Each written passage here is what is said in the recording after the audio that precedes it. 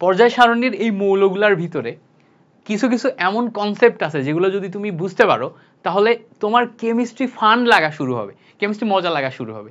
So তুমি এই যে পর্যায় সারণীটা দেখবা যখন, তখন তোমার দেখে মনে হবে আরে বাপরে এত কিছু, এটা কেমনে মনে রাখবো। বাট যখন তুমি প্রত্যেকটা বৈশিষ্ট্য আলাদা আলাদাভাবে বিশ্লেষণ করে শেখা শুরু করবা, কনসেপ্টগুলো বোঝা শুরু করবা, কনসেপ্টগুলো প্র্যাকটিস শুরু করবা, তখন দেখবা যে টোটাল এই কেমিস্ট্রির ফিলটা তুমি পাচ্ছ। এরকম কয়েকটা কনসেপ্ট তোমাকে আজকে আমি শেখাই।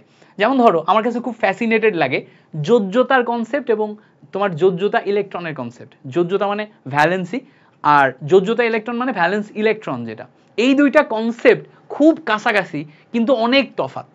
এই কনসেপ্ট দুইটা আমার ভালো লাগে। আজকের ক্লাসে চলো আমরা একটু যোজ্যতা ইলেকট্রন এবং যোজনী বা যোজ্যতা এই কনসেপ্টটা একটু বোঝার চেষ্টা করি। তোমরা যারা যারা আগে থেকে জানো তারাও একটু দেখতে পারো। তো যোজ্যতা ইলেকট্রন আর যোজনী এই দুইটা কি? ধরো আমরা যে কোনো একটা র্যান্ডম যৌগ নিব, যে কোনো একটা র্যান্ডম যৌগ। র্যান্ডম যৌগ কাকে আমরা নিতে পারি? দেখো র্যান্ডম যৌগ হিসেবে আমরা ধরো এখান থেকে সোডিয়ামকে নিলাম, সোডিয়ামকে নিলাম। এই সোডিয়ামের জন্য যদি আমরা যোজ্যতা ইলেকট্রন আর যোজনী দুইটাকে আলাদা করতে চাই, করা সম্ভব। কিভাবে করা সম্ভব? সোডিয়ামে আমাদের ভাইয়া ইলেকট্রন আছে হচ্ছে 11টা, তাই না? 11টা প্রোটন 11টা ইলেকট্রন। তো এই 11টা প্রোটন 11টা ইলেকট্রন, এটাকে যদি আমরা এখন ইলেকট্রন বিন্যাস করি, ইলেকট্রন বিন্যাস করলে 1s2 2s2 2p6 পাওয়া যায় এবং 3s1 পাওয়া যায়, 3s1 পাওয়া যায়। এখন এই যে 3s1 পাওয়া যায়, এখান থেকে আমরা একটা জিনিস বলতে পারি, সোডিয়ামের জন্য বহিস্থ কক্ষপথ হচ্ছে 3s। 3s হচ্ছে বহিস্থ কক্ষপথ। 3s যদি বহিস্থ কক্ষপথ হয়, এই 3s তার বাইরের কক্ষপথে একটা ইলেকট্রন থাকতেছে না? তো দেখো বহিস্থ কক্ষপথে কতগুলা ইলেকট্রন থাকে সেটাকে বলে যোজ্যতা ইলেকট্রন। কথাটা কি? বহিস্থ কক্ষপথে ইলেকট্রন সংখ্যা, বহিস্থ কক্ষপথ বা শক্তি স্তর, এই জায়গাতে ইলেকট্রন সংখ্যা যেটা আছে এইটাকে ভাইয়া আমরা বলি হচ্ছে যোজ্যতা ইলেকট্রন। তাহলে যখনই আমাদের যোজ্যতা ইলেকট্রন নিয়ে কথা আসবে তখনই আমরা এই কথাটাই যাব যে বহিস্থ কক্ষপথ সেটাতে কতগুলা ইলেকট্রন আছে, বহিস্থ কক্ষপথে কতগুলো ইলেকট্রন আছে সেটা হচ্ছে যোজ্যতা ইলেকট্রন। এইবার তাহলে যোজনী বা যোজ্যতা কি? দেখো আরেকটা কনসেপ্ট হচ্ছে শুধু যোজ্যতা, যেটাকে আবার যোজনী বলে, ঠিক আছে? এটাকে আবার ভ্যালেন্সিও বলে।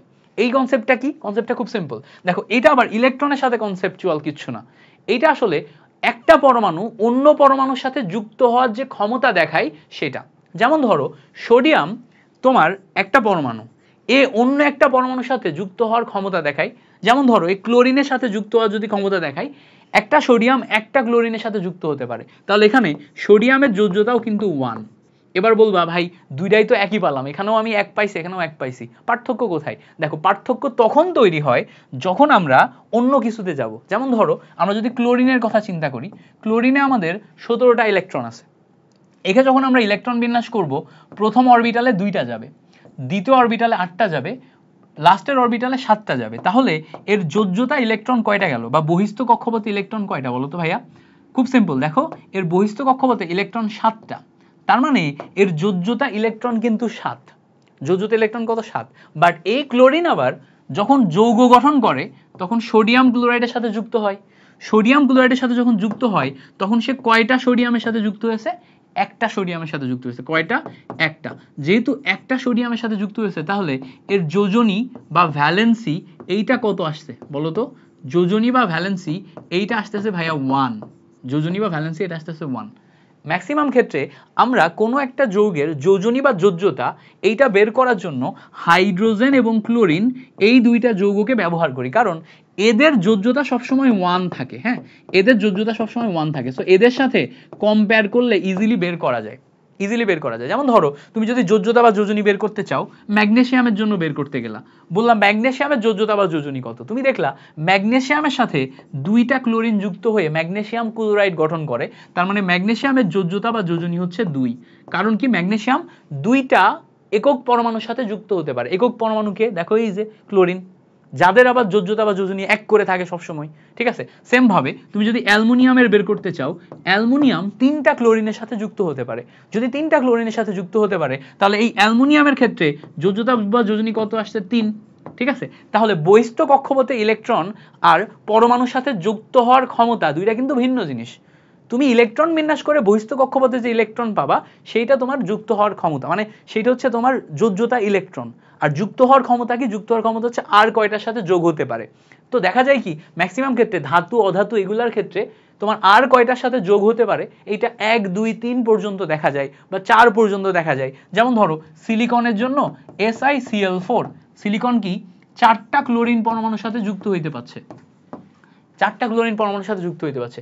যোজ্যতা ইলেকট্রন কিন্তু 4 5 6 7 পর্যন্ত হইতে পারে, বিভিন্ন টাইপের দেখায়। বাট যোজনীর ক্ষেত্রে আমরা দেখতে পাচ্ছি যে ম্যাক্সিমাম ক্ষেত্রে যৌগ সংখ্যা 1 2 3 4 পর্যন্ত যাইতে পারে। ঠিক আছে? তাহলে যোজ্যতা যোজনী এই দুইটা কনসেপ্টটা বুঝতে পারছো? দেখো এই কনসেপ্টগুলা যেগুলো আমরা এখানে শিখলাম এইগুলা যদি তুমি বুঝে আসো, এখন এগুলা কিন্তু তুমি এই পর্যায় সারণীতে ইজিলি দেখতে পারবা, ফিল করতে পারবা।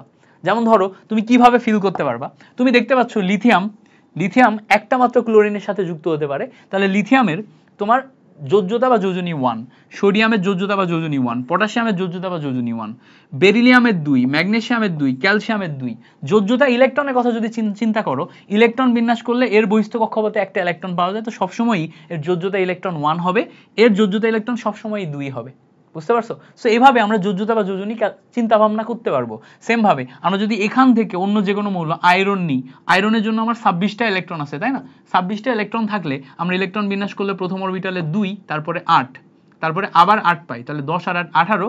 বহিস্থ কক্ষপথে 26টা যদি আমি করতে চাই তাহলে 8 আর 8 18-র পরে যে আমার পরের অরবিটালে কত যাবে? 8টা যাবে, তাই না? পরের অরবিটালে যাবে হচ্ছে আমার 8টা। তো এখানে আমাদের বহিস্থ কক্ষপথে ইলেকট্রন হচ্ছে 8টা, তাহলে যোজ্যতা ইলেকট্রনে যে আমরা বহিস্থ কক্ষপথে কিন্তু 8টা পাচ্ছি, তাই না? বাট ব্যাপার হচ্ছে এরকম না, এই জায়গাতে আমরা দেখতে পাই যে ইলেকট্রন বিন্যাস ডি অরবিটাল নিয়ে যখন চলে আসে তখন আবার একটু ব্রড কনসেপ্ট। আচ্ছা, এই কনসেপ্টটা আমরা আজকে ক্লাসে না শেখাই, আমরা শুধু যোজ্যতা ও যোজনী নর্মাল ওয়েতে শিখতেছি না, বাচ্চাদের জন্য শেখাচ্ছি। এই ব্রড কনসেপ্টটা আজকে ক্লাসে না শেখাই। বাট তুমি ক্লোরিন নিয়ে চিন্তা করলে দেখবে এগুলো আবার ইজিলি মিলে যাচ্ছে, ব্রোমিন নিয়ে চিন্তা করলে ইজিলি মিলে যাচ্ছে। পর্যায় সারণী হচ্ছে এমন একটা জায়গা যেটার ভিতরে তুমি যদি একবার ঢুকে যাও, চিন্তা ভাবনা করতে করতে ঢুকে যাও, এত মজা লাগবে, এত জোস জিনিস লাগবে। সো তুমি ফিল করতে পারবা প্রত্যেকটা জিনিস ফিল করতে পারবা। আমার এই পর্যায় সারণীটা এত ভালো লাগে, এর কালারগুলো এত ভালো লাগে, জিনিসপত্রগুলো এত ভালো লাগে, প্রত্যেকটা জিনিস এত ভালো লাগে। সো তুমি যদি এরকম কেমিস্ট্রির ফিলিংসগুলা সিম্পল টপিকগুলো ফিল করতে চাও তাহলে এই ভিডিওটা শেয়ার করে রেখে দিও, আর আমাদের পেজ এবং ইউটিউব চ্যানেলের সাথে থেকো। আমরা ইনশাল্লাহ তোমাদেরকে আরও চমৎকার বেসিক্স এবং কনসেপ্টগুলো আস্তে আস্তে শেখাবো। Thank you so much for watching this video. আল্লাহ হাফেজ।